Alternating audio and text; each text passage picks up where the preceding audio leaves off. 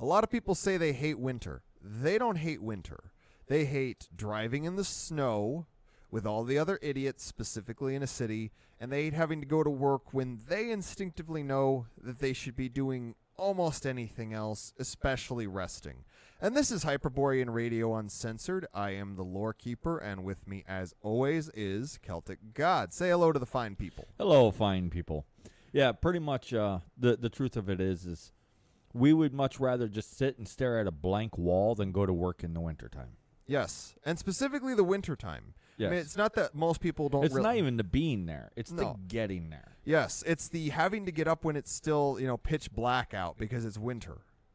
Yeah, and then you come home and it's pitch black out because it's winter. Yes, and we decided to talk about this because we noticed a lot of people complain about the cold. A lot of people complain about winter. They complain about the snow, and they're all like, "I'd just rather be asleep." And then we've dug into it. We've talked about this for years, and we're finally doing a podcast on it. Yeah. And actually, and I've cornered a lot of people, and they end up admitting, it's the driving. It's literally It's the going there and coming back. If we were still, horse-drawn sleigh or dog sleds or frick snowshoes and skis. Well, yeah, because you talk to them about what they like to do when they don't have to go to work. They like sitting home, watching TV, drinking a cup of hot cocoa, or going out. And I went out and I built snowmen with my kids or the neighbors' kids, went skiing, went to tobogganing. They do all kinds of stuff in the wintertime, and they have fun doing it. Yes, it's fun. It's the time of rest and the time of fun. We have many, many winter gods, and that usually is what they're about. Rest and fun. And also culling the weak, but that's less important. Oh, yeah, and the fact that people love to sign up for Patreon so that they can communicate with us personally and ask us questions or suggest podcasts, I guess, without and suggesting get podcasts early most of the time, Yep. as well as some behind-the-scenes content. Sometimes even days in advance, although not this week. Not this week. Not this week. Extreme technical difficulties. Just absolute crashes. Yes. Also, people like to get our shirts and our stickers. Yes, we and have posters. Some with the Hyperborean soul. We have those some out with the as Yule gifts. Bear. We're talking over each other, but Yes. that's fine. That's why we have two mics. Yes. But you can also help us out on Buy Me a Coffee. And thank you to everybody that's sharing us. We just got the Spotify Wrapped, and we get shared a lot. Yeah. It's a wonderful Yuletide gift to learn that our fans love our content so much that they're sharing it around that much. Well, and actually went and listened to some other podcasts and looked at other presentations, let's call them that, including websites, and some of them from multi-billion-dollar industries. Industries. And holy crap, are we good? I mean, I don't want to break my arm, pat myself on the back, but holy crap, we make most of these places look like fly-by-night jokers. Yeah, we kick ass. And we kick ass, we take names, and we chew bubble gum, and we're all out of bubble gum. Yeah, and one of the things I wanted to bring up before we actually dive right into this is our Telegram. A lot of people don't realize that Telegram's actually on the computer, too. Oh, yeah, and it's not just a phone app. Yeah, we format our posts specifically off from the computer, so it's a computer app as well. If you have it on your phone, that's great. It's a good way to keep up, I guess, but you end up having to download a lot of stuff into your phone, which admittedly I don't do either, so I'll read the texts and whatnot. But then on the computer, it's easier to play it. You usually don't have to download nothing. It's just up and ready to play. So there's advantages. And why Telegram, not Twitter? Because Telegram is Twitter for grown-ups. Okay, I think that pretty much got that out of my system. So on to winter, and one of the things that you is excited about and want to talk about is we are giants. Oh, yes. So we've been talking about Niflheim with some friends for a bit, and all these other elements of winter lore. And yes, by specifically the Eddic lore, not only does life originate effectively in Niflheim, but humans are literally the back hair of Ymir, but also the head hair and all the other different hairs. Yes, because the trees are the hair of Ymir, and by Eddic lore, humans are made from trees. And actually, most of our lore has to do with a combination of forests and cold, so the cold temperate forests. So stop calling the giants evil, because by proxy you're calling us evil, because according to Eddic lore, we're literally from the largest giant's back hair, which can be claimed to be killed all that the Eddas want, but it's I'm hitting stuff, but it's shown you can look outside and see Ymir is not dead. Yes, the trees are growing, the mountains remain, the oceans are swimmingly great. Swimmingly, yes. The oceans are swimmingly swimming. Here's one of the key elements that's really obvious that our people do not hate winter, aside from all the fun we can have and stuff like that. Yuletide.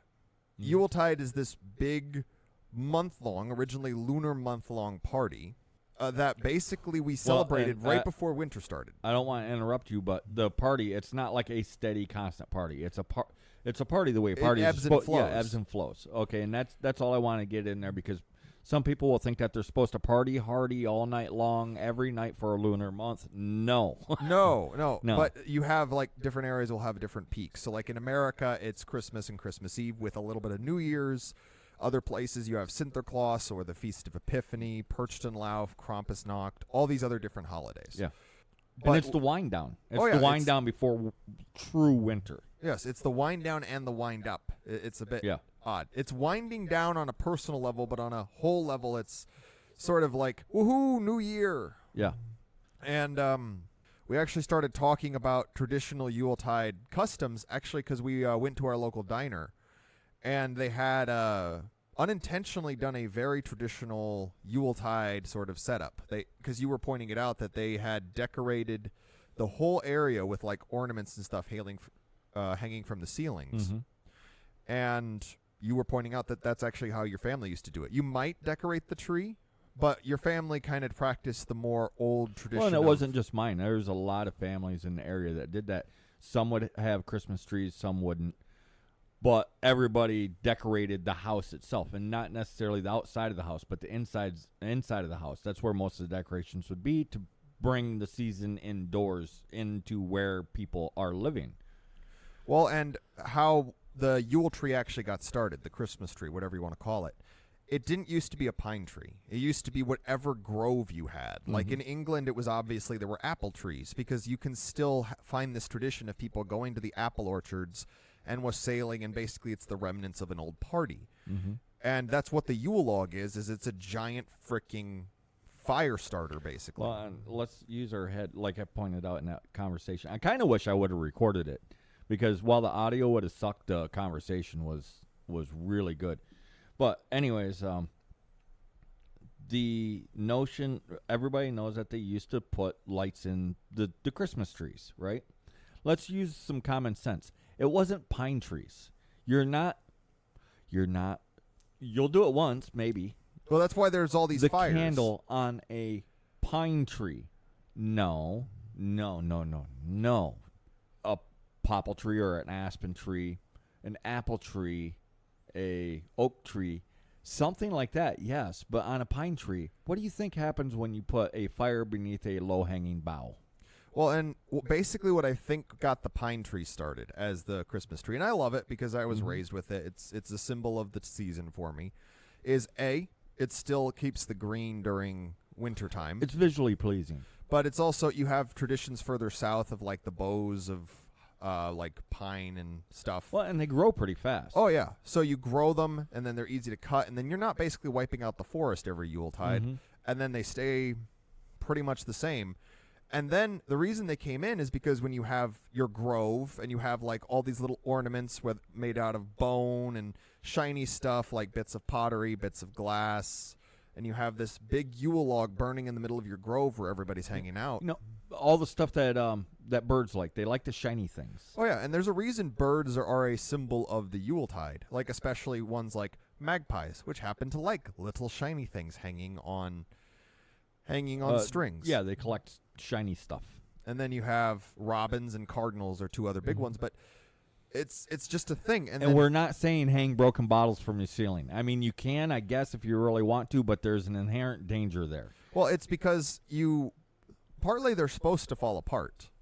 Like, that's why, like, a lot of old ornaments, like, there's ones that are made out of cookie dough, but you just make it in such a way that it's not a cookie anymore. You just made, like, a homemade clay, basically. Yeah. And then you bake that, and then you hang that up. these are meant to kind of fall apart. Like your family used to do like the paper snowflakes and hang those up. And it would give you a really interesting effect because you'd have this bunch of trees with the Yule log burning, and then all the little dangly bits throughout the trees are going to shimmer. They're going to sparkle. They're going to call animals. They're going to call the birds. Well, and I've been to other people's houses and they put all this effort into the Christmas tree. And then I don't know why people have a tendency to like open up around me for some reason. But then they love the Christmas tree, but the Christmas tree looks so sad. Why does the Christmas tree look so sad? Well, in part because the Christmas tree is by itself. Because they only do the Christmas tree, shove the presents underneath it, and that's it. They've quarantined Yuletide to a corner. It is this one corner, whereas it's supposed to be this huge celebration. Yeah, it's supposed to be an explosion of celebration. So it should be all through the house, just decorations everywhere. And you can do the outside decorations like with the lights. They have the competitions, the neighborhood competitions. Oh, they're like the huge light shows and stuff like that where everybody's like... But even that becomes sad when that's all that there is the outside, and then you go inside and it's all dour and somber. It's the cold and mercantile element of it. Because the simple fact is this is supposed to be a merry time. It's supposed to be a time of community. That's why there's that whole eat, drink, and be merry. It's like Father Christmas. He bringeth good cheer. That's his whole thing. He is a party animal. He is a reveler. He brings misrule and mince pie and good cheer. And well, Father Christmas, the Santa Claus for grown-ups. Yes. Well, Santa Claus is quite literally a children's god. Like, adults like him. But Father Christmas is the adult side, and not like the everybody get naked. We're going to have fun. No. None of that stuff. No. But like getting singing, a bit buzzed, joking, getting buzzed so that you have the courage. It's liquid courage, so that you have the courage to sing and be silly and be merry and run around house to house, getting wassailing and getting drinks and being in ridiculous costumes and singing songs whose lyrics you can only half remember. But I think probably one of the happiest Christmas houses I've been in, and it takes effort. It does. I'm not gonna lie, but they decorated inside the house and they had They didn't even have a Christmas tree. So they took all the things that you usually put on the Christmas tree, and they hung them from the ceilings and the walls, and they put up pictures everywhere. They kind of scattered the presents through the area rather than stacking them up in a corner. They had them on tables, on shelves, some of them was in the corner or just random place up against the wall. So they kind of spread the Christmas gifts all over the place. And then here's where the effort came in. They would smile and they'd laugh and they played Christmas music all the time. Like they would shut off most of the modern music. I guess modern music. I don't even know how to describe it. The contemporary music, and they was playing like jingle bells all the time. Well, and here's the thing: is before we had stereos and stuff like that, people made the music. So they would play the violin. They would play the drums. They would sing. They would have carols. They would play the piano. And you go back far enough, you get to this point where people are making all the noises with their mouths, like a cappella. Like before drums, people had to make the sound themselves. Yeah. Before the flute, before these things. And these are really old instruments. Right. Like and the instrument was flutes. made to imitate the voice. Well, it's not the other way around. Well, it's like bagpipes. It's supposed to mimic our throat singing. I Our think throat singing and the way that the man's voice reverberates in the chest. So it's not just throat singing. It's like a conglomeration. It can be anything from humming, open mouth, something like that, but more melodic, to all the way to straight up throat singing. Oh yeah, well, and this is the eat, drink, and be merry bit, and this is how we celebrate going into winter. Right.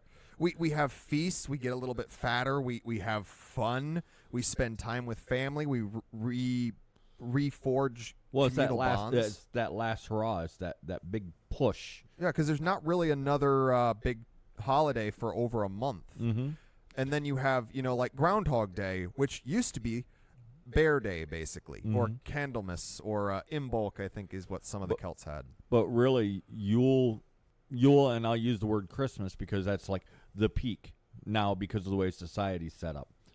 Well, between Christmas and New Year's being the two peaks of this season. And that's because of the way society's set up. But these are the last hurrahs before the winter sleep.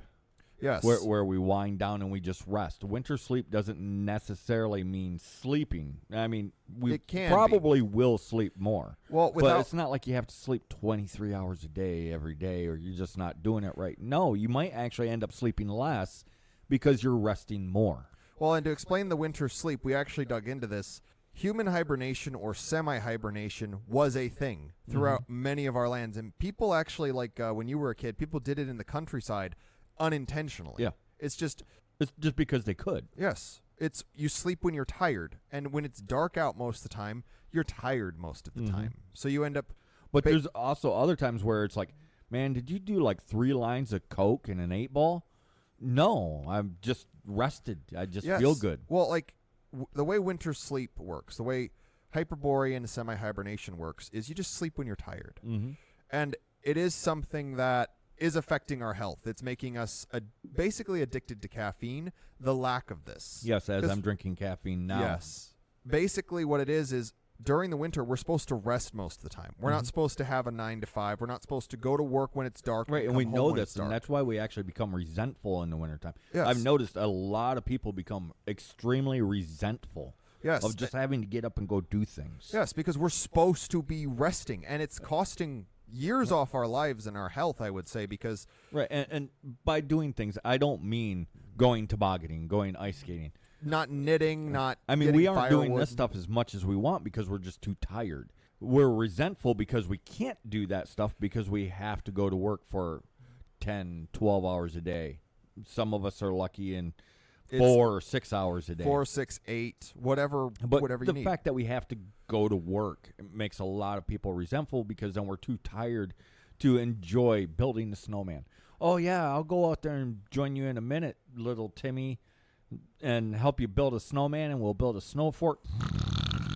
Yep, we're just too tired. We used to actually measure people's ages by winters, and then eventually we just lose track. It's like, how old's that person? I don't know, but he was old when that person was young, and then that person was old when that person was young, so I don't know, 300? He's lived He is 300 forever winters, old. Pretty much. Why won't I die already? I've been a good boy, Santa Claus. Please bring me death. Bring me merciful death, Father Christmas. Well, and that's another thing, too, is death used to be celebrated. Oh, yeah. Once upon a time, it was celebrated not because of this fucking weird Hindu shit of, oh, yes, they finally got released from life and so on and so forth into torments. No, it was because they was being born in the other world. And to celebrate the life they led here. Well, and here's the other thing, is it's really sad when a family member dies around the holidays, I understand it, but it's actually good luck. Specifically for their spirit because the wild hunt's running around this time. They're more likely to be noticed. Well, I even told that to someone I know because her father died around Christmas time, and I actually told her that's actually good luck because it means that the wild hunt was able to take him basically straight to the meadow of the ancestors. Right, no hanging around, waiting around, looking for a doorway or however it works. No, he just got to go on. And it actually cheered her up. She's like, "Oh man, thank you for saying that because that actually means a lot." And it affects you because it is a communal time. It is the time for family bonds. It is the time for all these things, and I get really angry when I read these academic writings, which you've brought up before, where, well, you see the ancient Celts and Germanics and the Scandinavians, they celebrated, and the Mediterraneans too, they say it about everybody, celebrated in this way because they lived in utter terror of winter.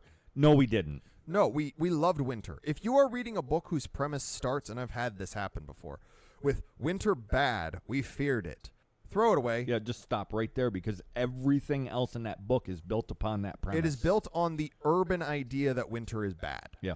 And it's part of the issue that happens a lot is, I've actually brought this up before, the most obvious example I have is the goddesses, the hours, which were the goddesses of the seasons. And then when civilization came around, they became the goddesses of the calendar. That's why we have words like year and hours, because they also were called the Hore, but basically those two words come from their name. They literally became the calendar. And the Gregorian calendar is not accurate. Like, the winter solstice is always the 21st on the Gregorian calendar. Why would the lunar and solar cycles match up That precisely every on a year. Gregorian calendar? It's nonsensical. Even with a leap year, it doesn't fix it. And I looked into some of the academic end of that. They are aware it doesn't always match up. What they did was they averaged it out. So it's usually within about a week. But it drifts back and forth. But because, the Gregorians are the way that they are, they're like, this day. Well, you even had, because your grandmother... They want everything structured. Well, yeah, because structure indicates a singular way of doing things. Yes. It's controlled. Nature doesn't work that way. No. Heathenry doesn't work that way. And here's a fun fact for anybody that's like, well, heathen means this, he means that. Heathen's just an old word for country folk. Yeah. There's different ways to translate it, but it all comes back to country folk. But it's living with the seasons. It's like, when is winter? When it's winter outside. When do you plant? When the trees tell us to plant. And not because, oh, great oak tree, when shall we plant? Sticks horn in ear to hear the whispers of the trees. No. Although a Celt might have done that just to fuck with somebody. Well, we are full of fuckery. Well, all of Scotland collectively pretends the wild haggis is a thing, Yes. just to fuck with non-Scots. I'm not even Scottish, and I'll fuck with people about that because people's come to me with this whole. I've heard of the haggis. Is it a fictional thing? Is it a real thing? And then of course I launch into, because I can't help myself, into it's a very real thing, and I'll paint it in different ways depending on. I'll tailor it specifically to whoever's listening. Like sometimes I'll make it a great insect, like a tick. Sometimes I'll make it. Oh, yes, the haggis is very real, except for, you see, it doesn't have those long locks like that. What it has is it has curly hair like a sheep, and one set of legs is longer than the other set of legs, and they're hard to catch because they run around in circles. Well, you see, it's a walking ball with an afro, and you have to catch it before it bounces away. Yeah. You can catch it by playing disco music. The fuckery doth abound. But sometimes you just can't help yourself. Oh, yeah. Back to the listening to the trees tell you when to plant. I wouldn't doubt it that some people have done that just to fuck with people. You got an old person, they're using the old school hearing aid, which is a horn. What's that, Sonny? Oh, you what's want that me to for? Kill everyone? Yeah, maybe the person can still see, so they can read lips. And you're like, oh, you got the horn. What's that for? So I can listen to the trees speak. Yes, it's just to fuck with people. Yeah, just to fuck with them. Some things, especially when it comes from that corner of Europe, is just somebody fucking with you. The more ludicrous it is, the more likely it is somebody was just fucking with somebody else. Oh, like my favorite Celtic story, the myth of Conan the Fianna's back hair. That obviously started as, holy dog does balls, that guy's back is hairy. Oh, did you not know the tale? Guaranteed that's what happened. Well, it's just how we roll. And here's the thing is, we're some hairy motherfuckers, so that guy was probably just like 52. It doesn't mean that the story's not important. No, not at all. It just means it was some fuckery. It's like the haggis, the wild haggis is a part of some stories are just fun, and culture. that's good. It's okay. Well, it's like the story of Thor's wedding. Mm-hmm. It's fun. That's the whole point. It's just fun. It's supposed to be a funny story. It's not the secret esotericism of what's it and man within woman or woman within it. None of that. But the trees, it's looking at the buds when the leaves start coming out. That's usually when to plant. And then you have to look at the soil too. So you don't just listen to the trees, because the trees might lie to you. Yeah. So you take a look at. You also take into account the worms. The worms in the soil. If the trees are starting to do something, but your field's still frozen solid, you don't frickin' plant. Yeah. If the soil is so cold that the worms are still sleeping, you might want to wait a few days. You kind of want to wait for the worms to start waking up and moving around. And well, the thing is, the calendar in a natural setting is not so stringent as the Gregorian calendar. You have a solar element to it, yes. You also have a lunar element to it. That's why the months were sectioned out. The true calendar takes both into account. The Gregorian calendar just takes the solar cycles. Then there's another one. There's a lunar calendar. I forget what its name is. But it only takes into account the lunar cycle. Traditional takes both. And in fact, it takes more than that. It also takes the forest cycle into account. Mm-hmm. And my personal favorite, because actually most American holidays follow this loosely, the bear cult calendar, which actually follows the bear cycle. So that's actually more accurate. And then there's the most accurate one I've seen for most people. It's the Farmer's Almanac, actually, believe it or not. Oh, yeah, that's actually... I've met a lot of, like... It takes like a century's worth of cycles into account.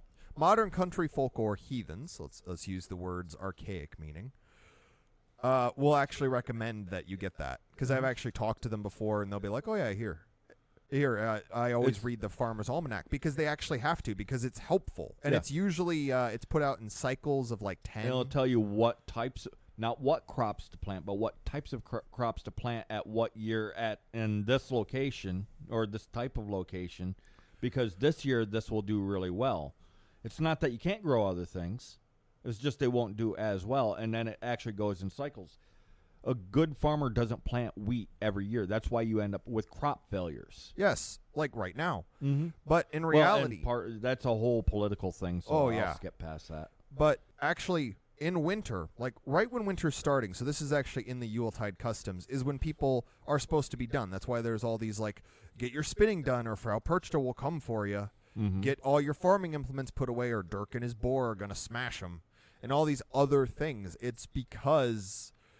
you need to have this stuff done before winter comes, or you'll probably die. Right, before winter comes in full.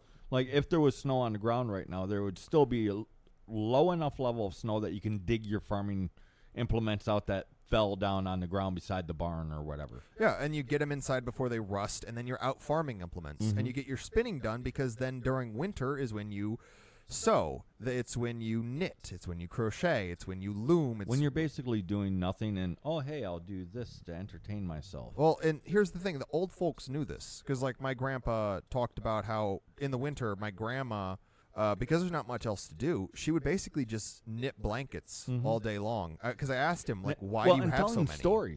Telling stories, that was a massive thing in the wintertime. Oh, yeah, that's why there's so many stories of the Wild Hunt. Oh, and the Wild Hunt was evil and feared and wicked because of the howling of the wind. No. Those were actually described as the blaring of horns. They were celebratory. Celebratory horns, hunting horns, because we actually have a lot of horns. There's even a lot of folklore around it being music, and we're supposed to sing to it. Yes. We sing our songs beneath the glittering treetops with all the ornaments and the birds and the Yule fire and everybody getting along with mead and Groot. Like one of your favorite little factoids that I told you about was What Child Is This?, which is actually Greensleeves, which is actually still another song that we don't have a name for anymore, but it's an old heathen song. It probably didn't used to have a song, because the writings of it actually describe it as this unnamed melody that all the dirty peasants and heathens would go around singing, and they would even form parades singing this at this time of the year. Oh, yeah. And there was no words. Well, none. A lot of Christian songs are actually heathen melodies that were absconded with and attached Christian lyrics. Mm-hmm. So the melodies were heathen, like coling or yodeling or just a cappella harmonizing and all these other things. Our vocal cords are amazing. That's why you can have somebody that can literally mimic like everyone's voice, and then the birds and the chainsaw and the blaring of this and the blaring of that. We have really cool right. vocal Well, cords. and then when you take children, women, and men and get them harmonizing together in a kind of, and not just 1, 2, or 3, but hundreds, maybe thousands of. Imagine this reverberating through the mountains, through the fields, through the across waterways. the countryside.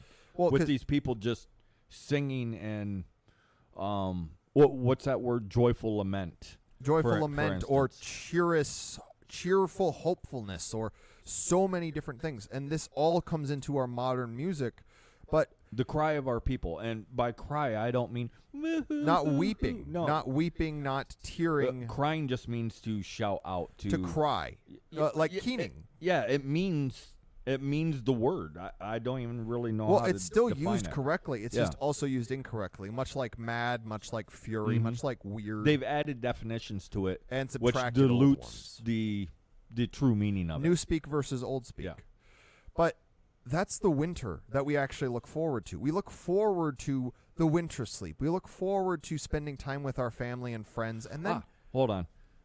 To cry out in pleasure, to cry out in pain, to cry out in anguish, to cry out in joy. we cry out in many ways. We cry out in greeting. We cry out in To cry out in jubilation and Yes. glee. It's a thing. and it doesn't necessarily mean to shout. No, a cry can be really quiet. Yeah. But it just means it's packed with emotion. I just wanted to make sure that we drove in one of the old speak words so that we start using it correctly. I agree. But I want to get this out as well, which is in the winter sleep, it's not just you sleeping in a room alone or resting with a fire. That's There's usually very sad. you have also family, you have friends. I mean, it used to be your home was basically where you kept your stuff and you slept. It wasn't even where you just shit because you had an outhouse or a fence post for that. Mm-hmm. No, but it was a place where you could basically just be with your family and keep your stuff. And then you could just go out and do stuff because you used to be able to run around outside. Mm-hmm. And Well, without the electric lights, the computers, the phones, the TVs, the radios, how much time do you actually want to spend indoors? And really, without the modern lights and all these things ruining the circadian rhythms, your day-night cycle, you would probably be asleep whenever it was dark out. Well, like you before we went camping, even you was on the fence on if I was telling you the truth or not because you had tendency to stay up all night and I'm more A night owl. more night owl and nocturnal. I'm like, yeah, you get away from the electric lights, the sun goes out, you'll go to sleep. Well, I don't know. And it did. And that is exactly what happened. We I went ended up- camping about 15 minutes after the sun's down. Yep. I was pretty much just going with the flow of It night. might even wake up before the sun was up. Oh, and usually took a midday nap Yeah. because it was tired and it was too hot or it was like there's not much to do right now. But fell more into those natural rhythms. Well, yeah, if you want to start going more natural, go out and be really bare bones in the woods. We kind of talk about it in the Clarity podcast. Mm-hmm. But the winter sleep, and I really want to hammer this home because I think a lot of health problems, a lot of issues that our people Psychological, mental, emotional, well, medical. they even came up with a freaking disease or condition or whatever you want to call it. Seasonal that affective disorder. disproportionately affects those of European descent. Which makes no sense because we're used to this. So then that's actually what started me looking into what we call winter sleep, what our people call winter sleep. That's why the word exists.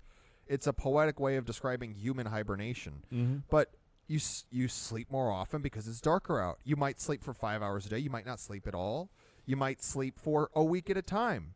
And then here's the thing is you'd think you'd be up during the day. But not necessarily, because sometimes in winter, the most amount of light is at night. Yeah. Because of the moon. The light where you can actually see, because during the daytime, it is blindingly bright out. Yes, snow blindness. I mean, we can see in it, but you just see better at night. Well, that's why the hunter's moon becomes when people get up. Like, we're kind of getting low on meat. We'll be fine. We got plenty of I've other seen stuff so saved many up. stupid things written about the hunter's moon. First of all, the hunter's moon occurs all year round. It just means a bright moon. Yes, that's it. It's not this nonsensical Indian calendar that's been invented by even New Age. it doesn't even have anything to do with them because they're scared of the night because there's monsters and whatnot. Whatever. Anyways, the hunter's moon, it occurs all year round, but is most prominent in the folklore in the wintertime. Why? Because of the snow. The snow is a giant mirror, and it makes the moon's light even brighter, so it makes it almost as bright as daytime, which is excellent for the hunter and pretty shitty for the prey. Well, and the prey also leave tracks, so they're easier to track. So the moonlight hunt becomes a thing in the wintertime. Yes. And then I've done it, and dude, it is so much fun. It is so much fun. And you'd think, well, it's 2:30 in the morning. It might be. It also might be 6 o'clock in the afternoon. well, time really starts to mean a little less in the far north. Well, have you noticed as you embrace more and more of the heathenry, time means less and less. Oh yeah, time is a Days of the manufacturer. week. What day is it? I don't Who know. knows? It's Woden's day or maybe it's Thor's day. Who knows? And that's the thing is time is a construct. It's why like the days of the week, they're modeled off the Roman days of the week, which were invented in late stage Rome basically. They're not ancient. Well, and a lot of things, because I do respect people for trying to research. Unfortunately, a lot of people haven't been taught how to research, so they're having to like kind of muddle through and figure it out. One thing to take into account is who wrote a thing and why. What was their purpose for writing it down? And a lot of the stuff that our people are researching for heathenry, they're city academics, usually of a Abrahamic background, usually still actively Abrahamics, or they might call themselves, well, I'm not Abrahamic, but I am a monotheist. Same thing. Yeah, it's a different flavor. Right, and all they're doing is they're trying to rationalize their way of being in the civilized city, the highly urbanized, highly civilized, highly academic way of thinking. And a lot of what they're doing is they're trying to rationalize it like, this is the right way to do it. Well, a lot of people, instead of using their spirituality or their ethnic faith or their ethnic way to better themselves, they use it to make an excuse, to excuse and support their own behavior. Well, it's like this whole thing, it crops up and down. So I've seen it a couple times during my lifetime, but people over 6'2" have a disease. Well, gee, who's saying this? Everybody that's 5'4" that lives in the cities for generations. Their family have lived in this city for generations, and they've shrunken from being 6'3" down to being 5'2" and 5'4". They've gone from bears to chihuahuas. Right. Because this happens. I mean, I'm not that tall, but I am a fucking giant here, and that should not be the case. Oh, yeah. But then, well, that means we're normal, so anybody over 6'2", 6'2" is about the average, and then we've noticed living in the city, anybody that's 6'7", there's something wrong with them. They're either mentally deficient or they're physically ill, and this does happen. But then, what they're saying, there a lot of people out in the country, they're 5'2" or 6'6", well, and almost nothing in between. Well, and most things aren't made for our people. It's like food is not made for us. Clothing is not made for us. All these things are misshaping us. Well, when you take all the people and you average everything out, and then you run it through the lens of being a shriveled up academic, yeah, the entire world is sick. Oh, yeah. From their perspective. Well, and here's the thing is, like, we've brought this up before. Our clothing is deforming us. It's causing splits in fat pockets. It's making our feet the wrong shape. It's rubbing half of our hair off, causing all sorts of skin issues. It's an issue. It's removing our halo. Yes. And then you also have, like we're talking about the winter sleep. The lack of sleep is now seasonal defective disorder. So now we basically are sleep deprived all the time, which is why we end up caffeinated, which is why we end up basically passing out at times and tired all the time. Right, and you do have to pay the piper. So eventually that crash comes. That crash comes, and if it doesn't come, it comes in an You'll early make death. time for it. You'll make time for it, even if it's because you have a massive heart attack. Yes. Something is going to happen to make you pay for it. Oh, but on a more fun note, something that we talked about on the catastrophic attempt to record this that I thought was a lot of fun was some of the silliness that our people do. And okay, they've taken something that should be fun, made it ceremonial. Once it becomes ceremonial, it becomes obligation. And then once it becomes obligation, nobody wants to do it anymore because it sucks. Hollow ceremony, meaningless ritual. Right. And then one of those things, it used to be fun, and I see people now doing it for, well, the health benefits of blah, blah, blah, blah, blah, blah. They're making it boring. Yeah. The polar bear swim. Yes. I think that's what polar you said swim, it's called. polar bear swim, yeah. It's chop a hole in the ice, or you take an ice tub, and you have a sauna, and you get really, really hot, and then you jump in it. And it is good for your health. It shocks your system, and gets the blood it's supposed flow to going. be fun, though. Yes. And it's weird because this is healthy, but getting in a sauna and then jumping in a pool will kill you. In the summer. Only in the summer. In the wintertime, it's a health benefit. In the summertime, it'll kill you. What the fuck? Well, it's all confusion. It's what it is because people are doing it and having fun in the summertime, but they can't figure out how to monetize it. How to make it weird and strange. Or not weird, but strange and odd and monetized. Well, the best things in life are free until someone figures out how to make money off. Right. Which they figured out how to monetize that polar bear swim thing. And there's whole, not communities, there's whole businesses, though, set up around this. Come here to our spa, I think they call them, and you'll have the polar bear swim, and it'll cleanse you. And, dude, you don't need to go to the freaking spa.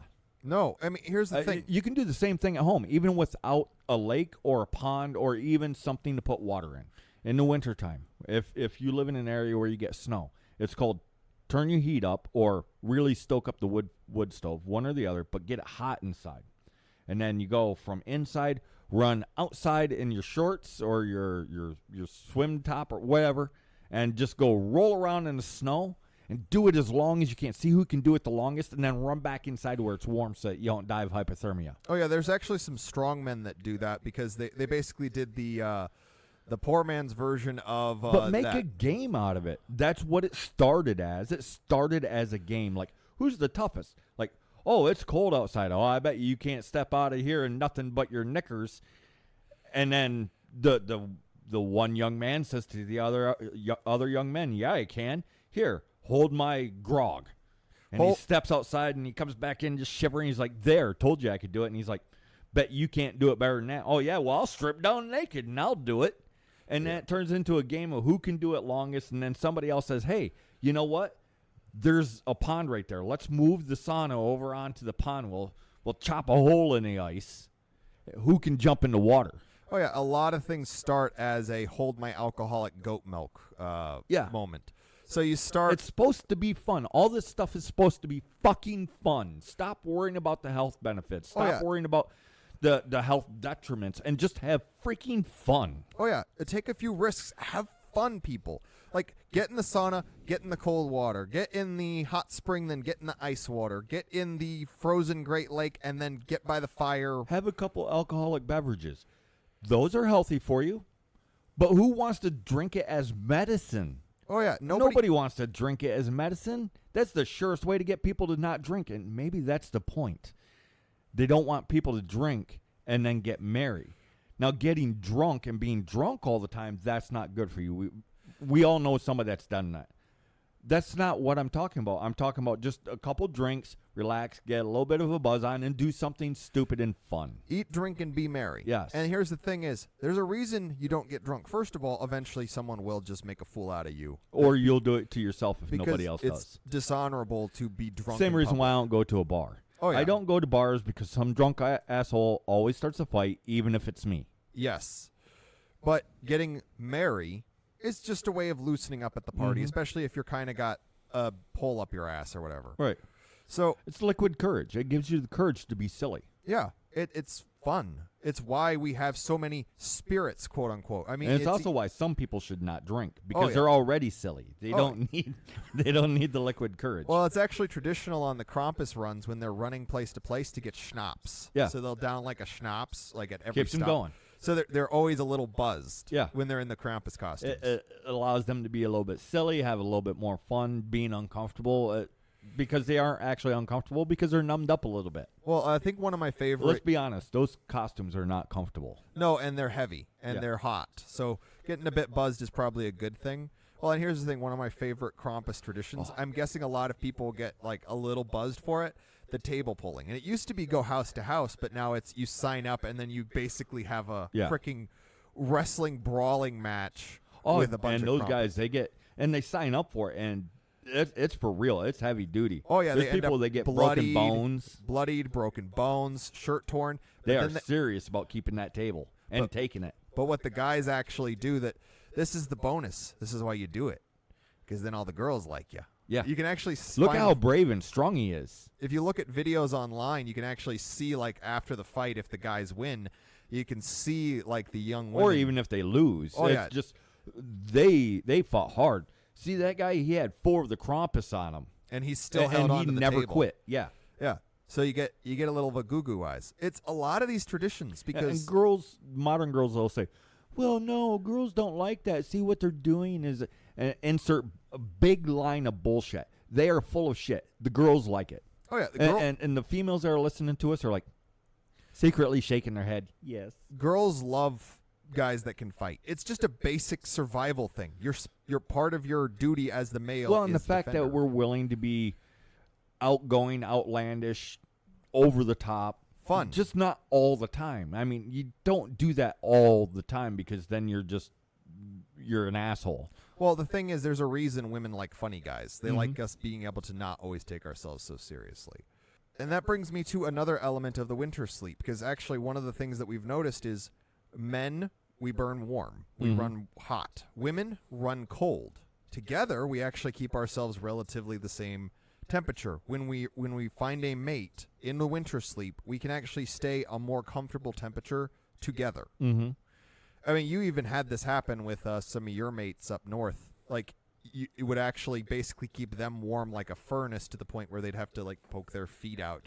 They'd get uncomfortably warm because I burned so hot. And I'd hear them talking with other women. And all the women are talking up the body temperature of their man for some reason. I don't get it, but hey, whatever. Well, it's part of our job as the males. We are basically a living furnace. Like, what happens when little Timmy or little Tanya gets cold?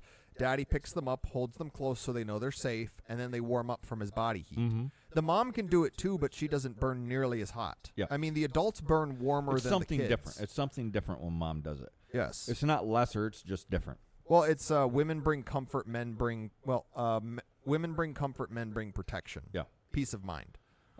Which is a type of comfort in and of its own. But I've noticed in the modern world, a lot of what they're starting to push now is keep your house cold. Don't turn your heat up above 60. Don't turn your heat up above 70.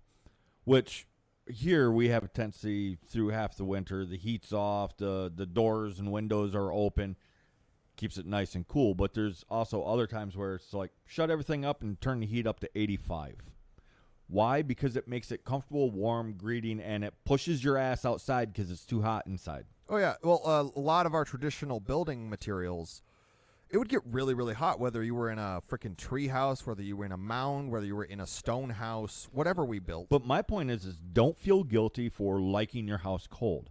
Don't feel guilty for wanting it warm, thinking that you have to keep it cold. And if you like it cold, don't feel guilty that you have it cold because, well, the house is supposed to be warm and inviting, so it needs to be 85 degrees. Neither of these statements are true. Like we said, there's not 100% way. Nothing is overly structured in ethnic faith, in nature. And now, my preferred method is the house in the middle of the winter when snow is butthole deep. I like the inside of the house to be 110 degrees with all the windows and doors open. And then you go outside and you get really cold. You're playing around, working, whatever. You get really cold, and then you come inside for a few minutes, thaw out, and then go back outside. That's the way I prefer it.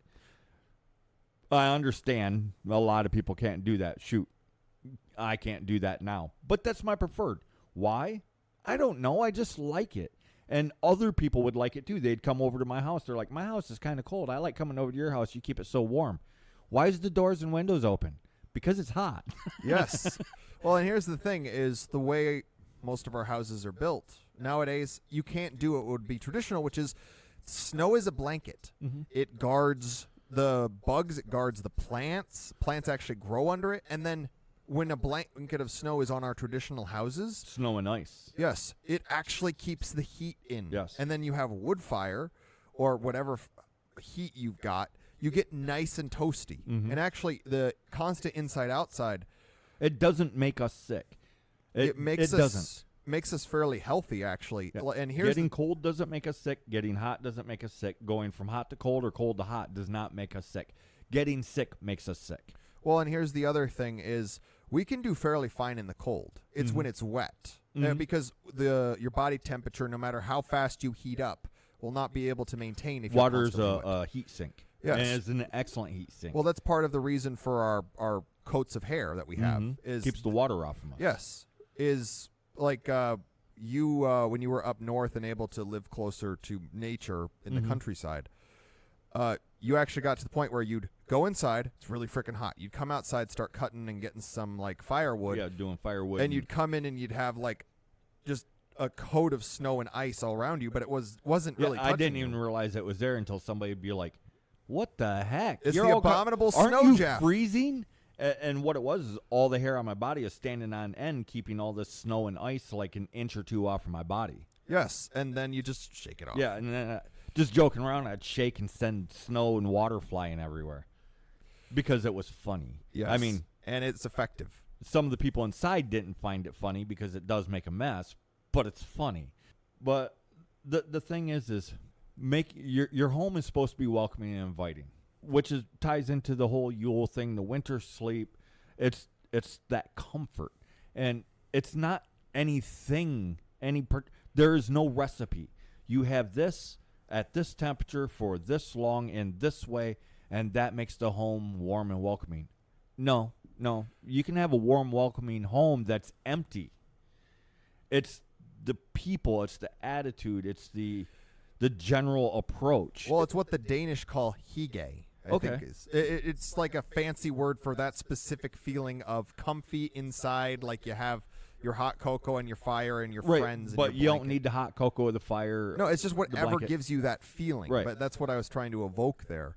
And here's the thing: is we love this stuff. We love winter. We love having fun. We love spending time with our families. We love going to the caves to see the bear come out around Groundhog Day, like you did up north. Until the DNR took it away. Yeah, and you even built a cave for the bear. Yeah. The bear liked it because it was a pretty neat cave. I don't know if it was always the same bear, but there was always a bear would go in there. Yes, and then if the bear came out and it was like, it's good enough, and kept coming out when everybody was crowding around the cave like you do on a Groundhog Day.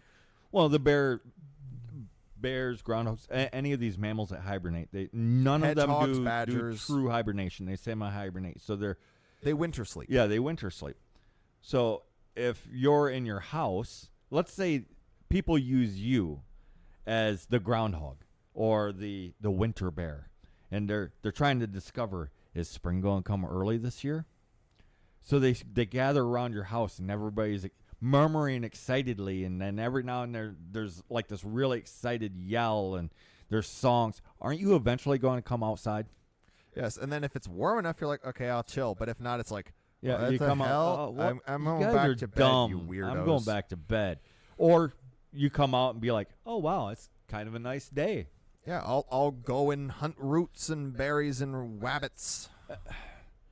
That's all it is, and it's supposed to be fun. All this stuff, it's supposed to be fun. Well, I guess that's why Groundhog Day is always so tongue-in-cheek. It's which is so part irreverent. of the winter rest, too. Sometimes just doing nothing is fun. Sometimes we want nothing more than to do nothing. I've seen grown men and women both weep at the idea of just being able to sit and do nothing. Yes. Absolutely nothing. I don't have to. I'm on vacation, and I don't have to go fishing. I don't have to go. I can just lay here and just stare at a wall. I had no idea I could do that. Yes, that is an option. Well, I've actually brought up and shown people this historical evidence that winter sleep was a thing, and every single person, especially Hyperboreans that I've told to, all want it. They want it to come back. They also want Yuletide to be a whole stretch again, because trying to plan your schedule around like a 2-day period is near impossible. But if you have a whole month to work where with, everybody's just there, and they come and they go, and those are the best celebrations. Some of them, I mean, these are summer celebrations, but there's the Bluegrass Festival in the UP that I used to go to all the time, and it's several days. Oh yeah. And some people will only go for one afternoon. Other people will be there the entirety of the time. And people come and go, and it's revolving, and everybody, when they show up, they're welcome, unless they're not. Same with the state fair in Iowa. Right. And that's kind of the thing, is people are coming and going, and there's always something going on. It might not be big and super exciting, but there's people wassailing or just standing around talking, and they're not talking conspiratorially. Like now, even if it's not conspiratorial, they huddle and they will talk only to this one or two people that they're talking to, and their body language says, please don't approach. Please don't approach. Please don't hurt me. Please don't talk to me. Right. All this other stuff. One of these things that basically says you're not welcome. But when they're standing and they're more facing outwards and they're relaxed, these are the open conversations. Yeah, you can come join us. And they might even see you. Like in some of these celebrations that I've actually been to, they look for the people that's like, oh, he's unsure. Here, call him over here. Call him over here. What are we going to talk about? Well, what was we already talking about? We'll just invite him to converse with us. Well, he might not like that. He'll like it when I put this in his hand. Yes. Well, I mean, here's the thing: and just press a drink into their hands. The point of holidays is the communal bonds. It's to build those bonds, and you do that by being open and welcoming and fun. Yeah, and fun. And there's different ways to be fun. You don't all have to be the wacky one. Yeah. Sometimes you can be. As a matter of fact, humor. you don't want everybody to be the wacky. No, you need some straight. Like you need a Heimdall in with the Loki and Thors. Yes. You need the straight man there, because then everything's funnier. Right, and then he can get the people to do things that they probably shouldn't or wouldn't otherwise do because, well, he's always serious. Yes, like the convincing This- Thor to wear a wedding dress. Yeah, it must be a good idea to get Thor into a wedding dress because Heimdall said it. Yep. Here's the thing is, like, we noticed this a while ago, but like the cycle of the holidays, actually one of the things the holidays do is it's a mating cycle. Mm-hmm. So like you basically, like, spring through summer is basically finding your mate, and then probably you have your Even making the Yeah. offspring potentially. Oh, well, that's the whole point of an engagement Yeah. is it's a practice marriage. And then you actually get married, you get pregnant. You probably have your kid, especially if you paired up in the spring, Mm-hmm. right before or in winter. And then you basically spend the first few months of having the baby just at home, relaxing, just on hand for breastfeeding. Well, it's pretty here's, chill. Here's one. Now, a lot of people think animals only have, they might be thinking that you're thinking like the animal clock, and well, that can't be true because humans are born all year round, and what they'll look at is deer or bear or whatever, and all the offspring is born in the spring. No, they're not. Well, Most are born in the spring because of the mating rituals that most animals have in the fall. However, there's also deer born in the fall. there's deer born all the time. It's Yeah. just there's usually a primary period. It's like bears. Right, and if we organize our stuff in a more traditional way, guess what? Most people are going to end up being born in approximately the same time of year. Oh, yeah. However, we've lost that, so that's why it's not really pronounced. And even then, I guess there's still clumps. Oh, yeah, there is. Like, I think it's like October through December is like the most common time period when people are born. I mean, most of the people in our friend group have their birthday within that last chunk. Yeah. Then there's a couple in the spring. It doesn't mean that everybody would be born here because people are only having sex during this time. No, we're humans. We'd be having sex all year round because we can, because we are the apex predators. Even without spears and bows and firearms, we are apex predators. Just naked and alone in the forest, we are an apex predator, which means that we can have sex anytime that we want. Well, all animals have sex anytime they want. It's just when you first pair up, and if both people are healthy, you usually end up pregnant in that first time. So if there's basically a get-together period of time, you're probably going to get pregnant around then. But you could also get pregnant 4 months later. Yeah. Or a 4 year and a months half earlier. later, or whatever. You never know. And that's the thing is nothing is 100% in nature. Nature is too... It's more like general rules of thumb-ish, and we are born of the north. I mean, that's like we started with the story of Niflheim and Ymir, but there's many stories like Blood on the Snow, Following the Footprints in the Snow, the Frozen Forests. All of these are so old. Or what I'm convinced of, the candy cane is actually descended of the meat hanging from the limbs. Oh, yeah, because that's actually a tradition that was still continued in the UP when you were young, Yeah, which is and they still do it in portions of Europe, too, I've found out. you keep the meat hanging from the tree, both because it's a way to preserve it, but also the birds can eat it. The wild animals can eat it, and it keeps them out of the broader food stocks. Yep. And then what does it look like? It's a strip of meat, because you don't hang a whole frickin' steak. Or No, like no, or a you leg. hang strips of meat, and you drape it over limbs, or... You might even twist it a little bit. And then what happens is you have the blood red meat and the white marbling. So, yeah, it sounds like a valid way that would have originated. The bishop, I think, is credited with that. Bishop or a priest from Germany. Some Christian dude, anyways. And it's the shepherd's crooked. No, what he did was, I guarantee you, he saw something that heathens was doing, and then we already had the peppermint candy thing, or the candy, except for they was making them in forms of logs, and he's like, well, what if I did this? And then I can make that Christian, and then I can sell it as a Christian thing, because that's what it originally was, is it was Christians selling candy trinkets. Well, And they still do that. Here's the reality. Most Christian things, quote unquote, are just bastardized heathen things. Yeah. Christmas carols descend of older melodies that heathens sung. The Christmas tree descends of these groves and these traditional trees. Like Hearn's oak is one of the famous celebratory heathen trees. Same with the oak of Jupiter, more commonly known as Donner's oak. I would argue it might be Wotan's oak because of the whole... There's a lot of things to Wotan in that area. Basically, a lot of these things are just descended of the older customs. Well, like, it's a really small town up north. One of the things that they do, nobody has a Christmas tree. They all decorate their houses. They all decorate their yards. They all do, but nobody gets a Christmas tree. Why? Because they don't need a Christmas tree. Why don't they need a Christmas tree? Because this small town it's basically the park. But there's half dozen to a dozen trees, and they decorate the trees. And then, because it's a small town, it's kind of like their central meeting area, and they go there all the time. So those are their Christmas trees. It's the real living trees. And then when the trees get too big to effectively decorate, guess what they do? They plant more trees. Yes. Well, and or rather, they let more trees grow. Well, and the tree came inside because they had to hide it. Mm-hmm. If you don't have to hide it, you can go back to the old school. And here's the thing is, between the fact that pine is fairly flammable, which is why you stop doing... That's why they started really pushing the plastic trees. The plastic trees and the electric lights and stuff like that. The very sad, sad trees that's inside all alone on their own. Why would you do this? Well, and then here's the other thing is, pine is terrible for burning. Oh, yeah. It's one of the worst ones. I mean, it's good to get a fire hot really quick. But the smoke, the smell, it's bad. Yeah, it's and really bad. It doesn't last long. But, and I'm not saying don't do Christmas trees. By all means, do Christmas trees. If you like Christmas trees, do Christmas trees. Especially if you can keep it alive. Especially if you can keep it alive. But even if not, it doesn't matter. It's okay for you to have plastic Christmas trees because it's symbolic of the Christmas tree, and you just like the Christmas tree. You know what? That is perfectly fine.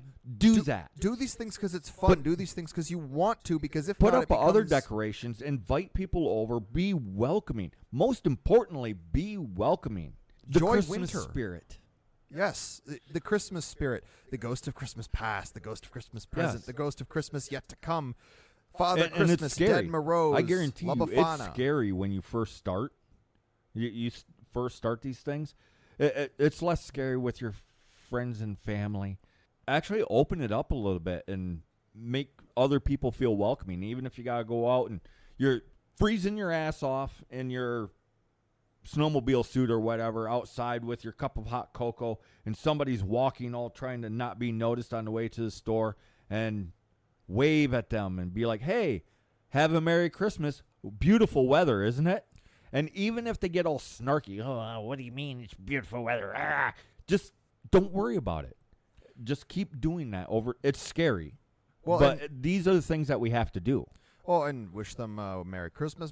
Wish them a glad Yuletide. Some people like Merry Xmas, but what I have noticed is everybody freaking hates Happy Holidays. Do not say Happy Holidays or Happy Seasons or don't everybody get generic knows, like that. Nobody is putting up dreidels and Kwanzaa candelabras. Yesterday at work, somebody comes up. They know I'm heathen, and really excitedly says Merry Christmas. And then I watch him go, oh no, he's heathen.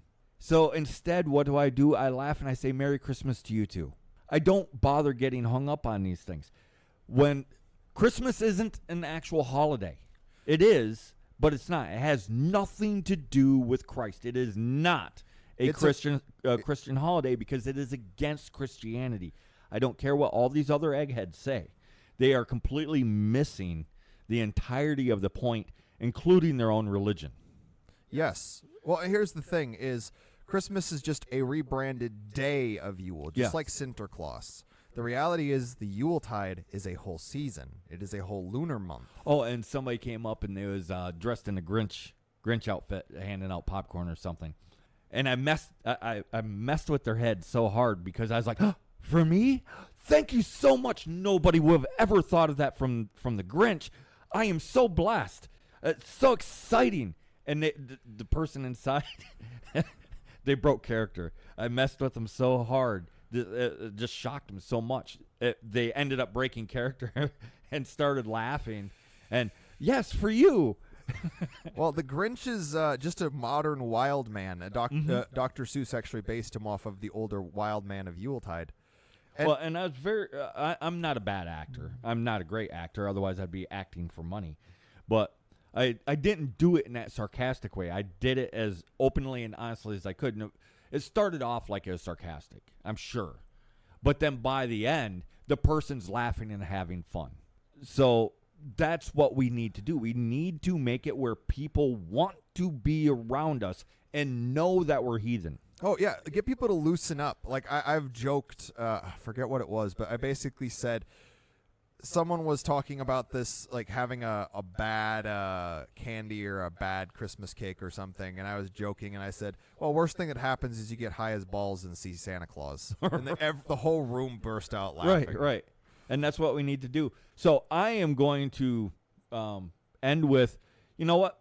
Be happy, have fun, and have a merry fucking Yule. Yes.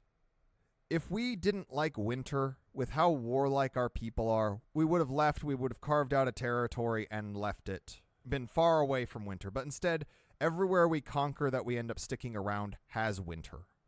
For those of you who understand the need or desire for winter sleep, to finally just rest, imagine if all of our people once more went to our own nature and celebrated our winter sleep in the lands we belong in, the place where winter walks.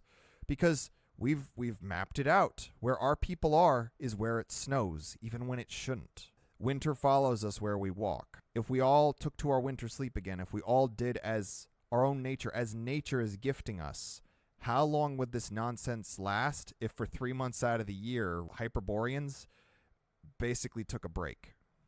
Lore Keeper out.